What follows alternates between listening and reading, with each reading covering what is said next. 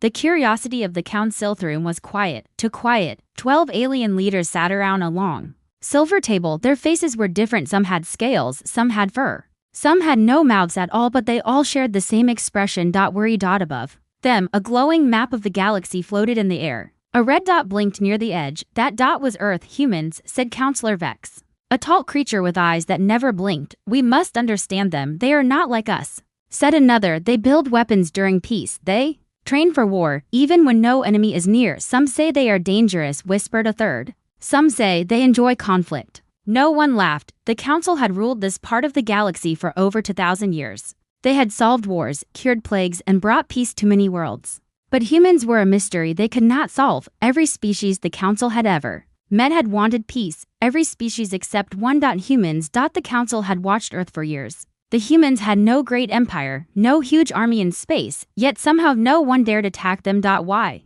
Ships sent to study them never returned. Spies were discovered quickly. Threats were ignored or answered with terrifying speed, and still, Earth grew stronger. It was time for answers. We will send a diplomat, said Counselor Vex. Someone young, someone curious, someone who can ask why humans are so heavily armed. All eyes turned to the far end of the room. Lorian. He was small for his species. With soft blue skin and bright green eyes, he had never fought in a war. He had never even held a weapon, but he was brave and curious. Too curious, some said. Lorian stood. I accept, he said. The next day, he boarded a small silver ship.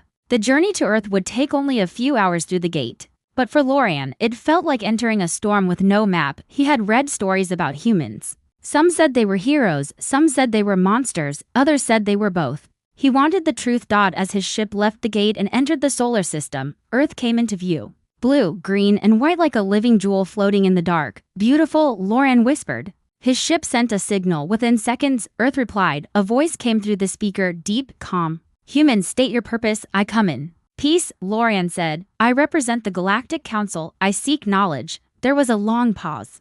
Then, permission granted. A ship will guide you down. A sleek black craft appeared beside him and gently pulled his ship toward Earth. Lorian's heart beat faster. He landed in a wide open area surrounded by mountains. The wind was cool, the sky clear, birds flew overhead, and standing near his ship was a human. Tall, strong, dressed in black armor with no helmet. His face was calm, but his eyes were sharp, watchful, alert. Welcome to Earth, the human said. I am Lorian, the young alien said, stepping forward. I come to learn. I come to understand why your people prepare for war in times of peace. The human smiled. Just a little, you'll find your answer, he said. But it won't be simple. Lorian was taken inside a fast-moving vehicle as they drove. He saw things that surprised him. Children playing, people laughing, cities full of lights and music. Are these the same humans, he thought? The ones the council fears. But every street had cameras, every building had defense systems. Every adult moved like they were ready for anything. Even Peace felt trained. He was brought to a large base hidden inside a mountain. The walls were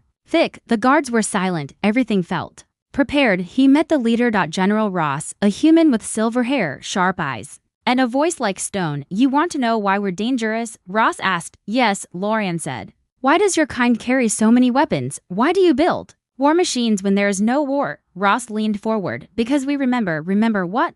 Ross pressed a button. A screen lit up behind him. Images of war, fire, smoke, bombs, screaming, burning cities, tanks, explosions, endless pain. Our history, Ross said. Our story is written in blood, not because we wanted it, but because we survived it. Lorian said nothing. His hands trembled. Ross looked at him and said, You're not the first to wonder, but you may be the first to understand. Lorian looked at the screen, at the past, at the pain. For the first time, he realized humans were not armed because they loved war. They were armed because they had lived through hell, and they never wanted to go back. The young alien closed his eyes. This was just the beginning.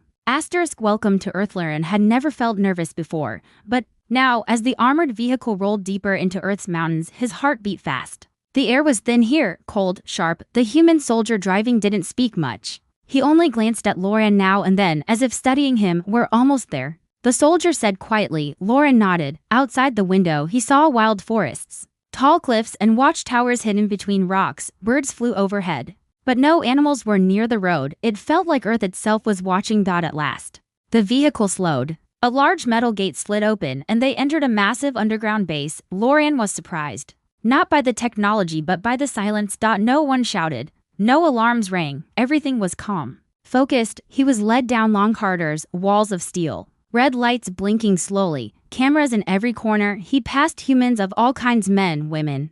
Young, old, most wore uniforms. Some were working with machines, others were reading, writing, watching screens, but all of them had one thing in common. Discipline. Double quotes. Do all your people live like this? Lorian finally asked. The soldier walking beside him shook his head. No, most humans live in cities. This place is for preparation, for when things go wrong. They reached a large elevator. It took them deeper underground. When the doors opened, a new room appeared, huge, bright, filled with maps, models, and glowing screens. At the center stood General Ross. He turned as Lorian entered. Welcome, Ross said. I still don't understand, Lorian said softly. Your world looks peaceful, your people are kind, but everything here feels ready for war. Ross walked over to a digital display showing hundreds of planets. Peace is not given, he said. It's protected. He touched a button. A timeline appeared, thousands of years. And with it thousands of battles. You want to know why we're dangerous? Ross asked again. Then come with me. Lorian followed the general through a door into a long hallway filled with glass panels. Behind each panel, memories. Real ones, war footage, battle suits, photos of fallen soldiers, video logs of alien attacks, footage of humans fighting off invasions. Sometimes with nothing but willpower and scrap metal. One video showed a group of humans, unarmed, charging toward a massive alien beast. They should have run, but they didn't. They fought and won. Lorian watched in silence. These are not stories, Ross said. This is our truth. We've been invaded, betrayed, burned, frozen, bombed. Then why are you still alive? Lorian asked quietly. Ross looked him straight in the eyes. Because we refuse to die, Lorian shivered. No other species he knew would have survived half of what humans had. He stepped closer to a screen showing a massive Earth city, completely destroyed. Buildings gone, sky red, smoke rising. What happened here? Lorian asked. Alien attack, Ross said. They thought we were weak, thought we wouldn't fight back, and we rebuilt the city in 3 months and made sure they never attacked again. Lorian looked at the glass around him. Each panel showed pain, but also something else. Strength. Humans were not just fighters, they were survivors. He turned to Ross. But why keep preparing if the danger is gone? Ross smiled. It's never gone, danger just changes shape. He waved a hand. The wall turned into a massive screen. It showed live footage of Earth's defense network, satellites, space weapons, patrol ships. Each one silent, watching, waiting. We don't want war, Ross said, but we will never be caught sleeping again. Suddenly, an alarm beeped. Just once, Ross didn't panic. He turned to a nearby officer. Report, unknown signal, outer orbit, small object approaching. The officer said calmly. Lorian stepped back. Is it a threat? We'll find out soon. Ross looked at Lorian. Now you'll see what readiness means. Within seconds, humans were moving. No shouting, no fear. Just action. Lorian was amazed. Other species would freeze or argue in such moments. Humans, they acted like they had done this 1,000 times. The screen showed a small ship entering Earth space. Not human. No ID signal. No message. Ross stared at the screen. Let it come closer, he said. Lorian was shocked. You're not attacking, only if we have to. The ship moved closer. Then stopped. A message appeared. It wasn't a greeting. It was a warning. Submit or be destroyed. Ross didn't blink. He turned to the officer. Activate Guardian system. Disable only. Lorian watched in awe. Within 5 seconds, Earth's defense system struck. No explosion. No death. Just perfect, silent precision. The alien ship was disabled, completely shut down. Ross turned to Lorian. That's why we're dangerous. Lorian swallowed hard. Now he understood. Earth's dark past. Lorian sat quietly in the dark room. The lights were low, the air was still. Across from him, General Ross stood near a wide screen. He didn't speak at first. He just stared at the wall of images, each one showing a different piece of human history. Before you judge us, Ross said, his voice low. You need to know where we come from. Lorian nodded. He felt something deep in his chest. Not fear this time, something heavier. Ross pressed a button. The room lit up with moving pictures, real ones, from Earth's past. The first scene showed old cities burning. Men in armor charging with swords, horses screaming, people crying. Lorian leaned forward. This is ancient. Yes, Ross said. Our war started thousands of years ago. Even when we had nothing, we still fought. Another image, ships on the sea, firing cannons, cities crushed by bombs, soldiers digging in the dirt, shaking from cold and fear. Why so much pain? Lorian asked softly. Ross answered without turning.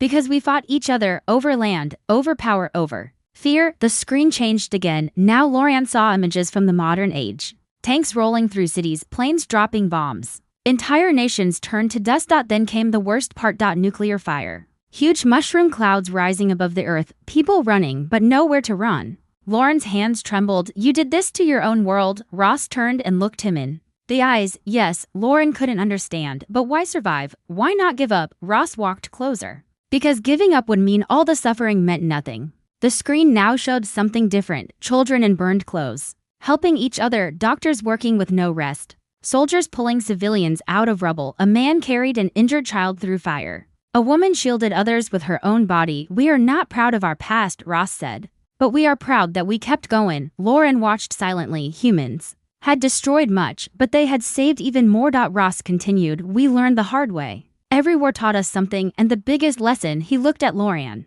Never let your guard down. The screen switched again. Now it showed alien ships entering Earth's orbit years ago, massive, powerful, unknown. They didn't speak. They didn't warn us, Ross said. They just attacked. Lauren watched as Earth's skies lit up. Explosions, fires, screaming across every channel, but we fought back, Ross said. Even when we were outnumbered, even when our weapons weren't enough. The screen showed humans doing what no one else would, using ships made from scrap. Fighting in space with tools, not weapons, even launching old missiles by hand when the systems failed. We used everything, Ross said, and we won. Not because we were stronger but because we refused to lose. Lauren stared at the screen. He had never seen such a thing. Other species ran when outmatched. Humans adapted. They kept moving forward, no matter how bad things got. You train every day because of this? Lauren asked. Ross nodded. Double quotes. Yes, because pain leaves scars, but scars also teach. The screen faded. The room went dark again. Ross sat down across from Lauren. You asked why we're dangerous, he said. The truth is because we had no choice. Lauren looked at the table between them. He imagined what his own people would do if they faced half of Earth's suffering. He wasn't sure they would survive. You don't like war, Lauren said, thinking out loud, but you're ready for it. Yes, Ross said. We hope we never fight again, but hope is not a plan. Lauren stood up slowly. He felt different now, not afraid. Not confused, but respectful. Do you think the galaxy is ready for humans? Lauren asked. Ross gave a half-dash smile. Double quotes. No. But we're not waiting. The door opened behind them. A soldier stepped in. Sir, the council ship is approaching. Ross stood. He looked at Lauren one last time. You came for answers. You're starting to understand. But there's still more. Lauren nodded. Then show me. They walked together through the base. As they moved, Lauren saw more things. Medals, broken weapons kept like trophies, photos of lost soldiers, and walls filled with names. Not heroes.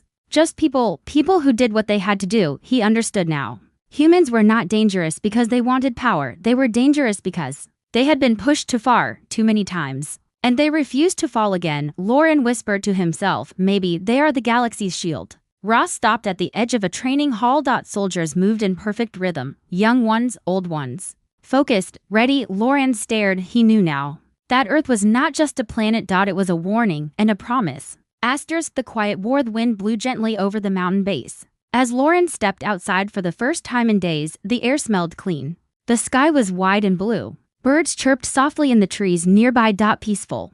But Lauren had learned something important during his time on Earth. Peace here was never without purpose. General Ross stood beside him, arms crossed, eyes watching the horizon. This, Ross said, is the part most people never see. Lauren turned to him. What do you mean?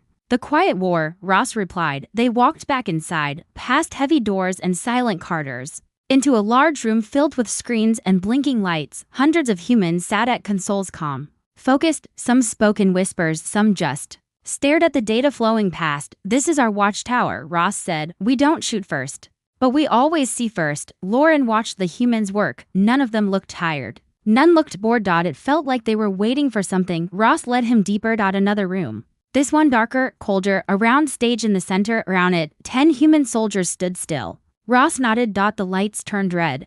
The stage lit up and a simulation began. A fake city appeared. Digital people moved. A fake enemy dropped from the sky, and the soldiers moved like lightning. Fast, sharp, no hesitation. Lauren had never seen such training. These humans didn't just know how to fight. They practiced for the worst-case scenario every day. He turned to Ross. Are you always preparing? Ross gave a slow nod. Always. We believe the worst threat is the one you don't see coming. Lauren frowned. But the galaxy is at peace. No species is attacking. The council says we are safe. Ross walked toward a nearby wall. He pressed a button. The wall slid open. Behind it, rows and rows of empty chairs, thousands of them. This, Ross said, is the memorial room. Lauren stepped inside. Each chair had a name, a rank, a date. So many? Lauren asked quietly. Ross replied, they died before we built this level of readiness. Some were caught off guard, some were told peace would last forever. He turned to face Lauren. They trusted others to protect them. Now we protect ourselves. They stood there for a moment, saying nothing. Lauren looked down. He understood the message. Earth's strength came from pain. Its silence, from sorrow. He followed Ross out again. Next, they entered a control room unlike any he'd seen before. Large screens showed space beyond Earth, dozens of satellites, AI drones, orbital cannons. Do all of these operate in secret? Lauren asked. Ross smiled. Slightly, most of them.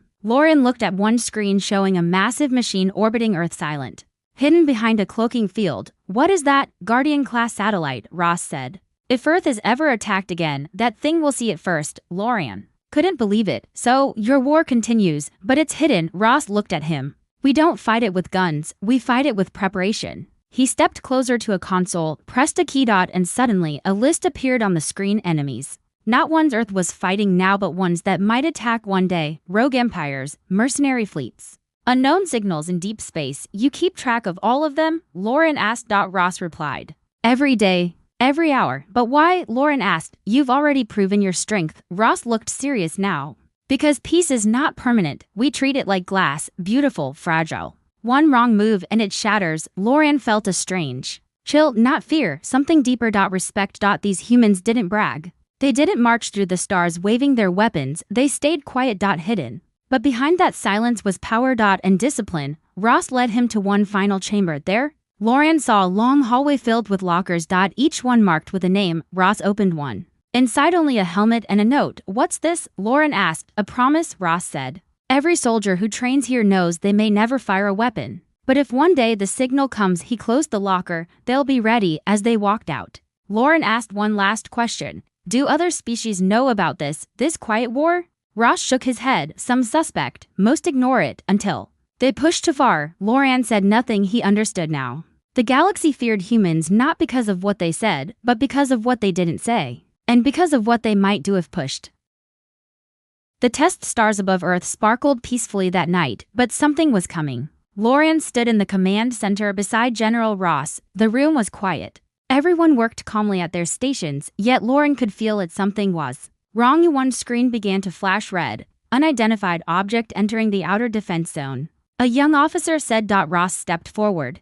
Show me. A large screen zoomed in. A strange ship drifted slowly into the solar system, black, sharp, silent. It didn't send a signal. No ID, no warning. Lauren stared at the shape. That's not one of ours. And it's not from any council fleet. Ross said nothing. He simply watched. The ship moved closer to Earth, slow, like a hunter stalking prey. Ross turned, raise alert. Level to yellow, do not engage. Lauren was surprised. You're not attacking? Ross shook his head. We don't fire first, ever. That's the rule. Another officer spoke. Sir. The object has activated internal power energy levels. Rising. Ross nodded. Send a message. One warning only. A calm voice was broadcast across space. Unidentified ship, you are entering protected space. Identify or turn back. This is your only warning. No reply. The alien ship just kept moving. Lauren looked around. No one panicked. No one shouted, but hands moved faster. Eyes were sharper. Every human in the room became still, like a coiled spring. Ross turned to Lauren.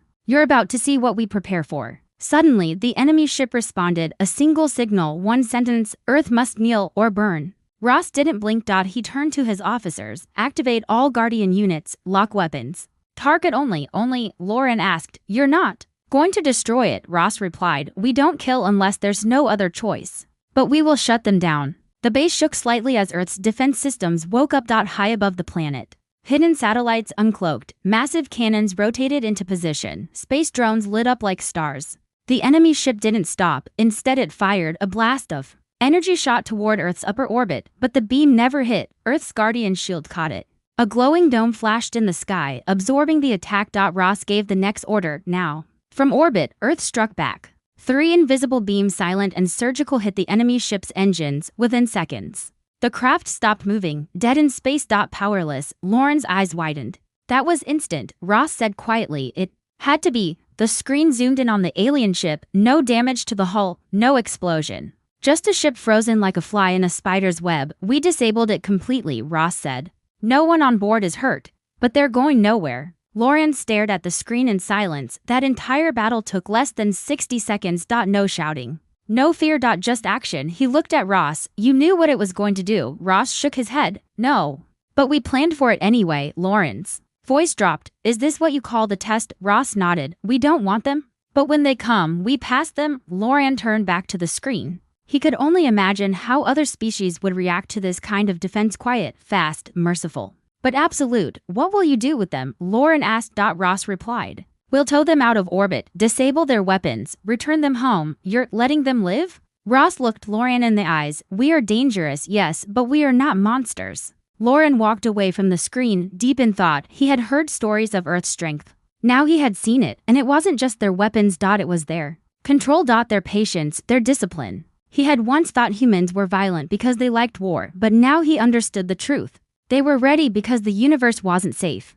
They trained because they refused to be weak again. They struck only when needed, and even then, with precision and mercy, and that, Lauren realized, is what made them truly terrifying. Not their guns. Not their ships, but their choice to hold back. The base lights dimmed slightly as systems returned to standby. The threat was gone, and Earth was calm once more. But Lauren would never see the planet the same way again. It smiled on the outside, but inside, it remembered everything. The truth revealed. The stars looked the same as before, but Lauren wasn't the same anymore. His ship moved silently through the void, leaving Earth behind. In his hands was a small black case. It held the report he had to deliver, but what it really carried was a warning. The council station appeared ahead. Giant, peaceful, safe. Or so it seemed. Lauren stepped into the grand hall once again. 12 council members sat around the same silver table, their eyes turned toward him. Sharp and curious, he bowed his head. I have returned. Counselor Vex leaned forward. And what did you learn about the humans? Lauren looked up slowly. His face was calm, but inside him, waves of memory still stirred, images of training, defense, control, war, and mercy. They are dangerous, Lauren said. A murmur filled the room. I knew it. One counselor hissed. They're preparing for war, said another, but Lauren raised a hand. You are wrong. Silence fell. He continued, voice steady. They are not preparing to attack. They are preparing to survive. They are building peace by preparing for the worst. Counselor Vex narrowed his eyes. Explain. Lauren opened the black case. A small projection lit up the room. It showed Earth's surface, the hidden weapons in orbit, and the silent training of soldiers underground. They hide their strength not because they are secretive, but because they are wise. They remember every war, every betrayal, every death. They choose readiness, not to destroy but to protect what they love. The room was quiet again. Lauren walked slowly toward the center. We thought they loved war. We were wrong. They hate it more than we do, but they've been through hell. And they learned one lesson we did not. He looked up. Peace without strength is fragile. A silence deeper than space filled the chamber. Some counselors looked uncertain. Others looked afraid. Finally, Counselor Vex asked, should we fear them? Lauren thought for a moment. No, he said softly. Not if we respect them, not if we listen to them. Not if we never forget that behind their calm voices is a world that survived everything we feared. Another counselor leaned forward. And if someone tries to attack them again? Lauren's answer was clear. Then they will not be ready. They will already be prepared. He closed the case, turned to leave. As he stepped away, one final thought echoed in the chamber. One he had not spoken aloud, but one every being in the room now felt deep in their bones.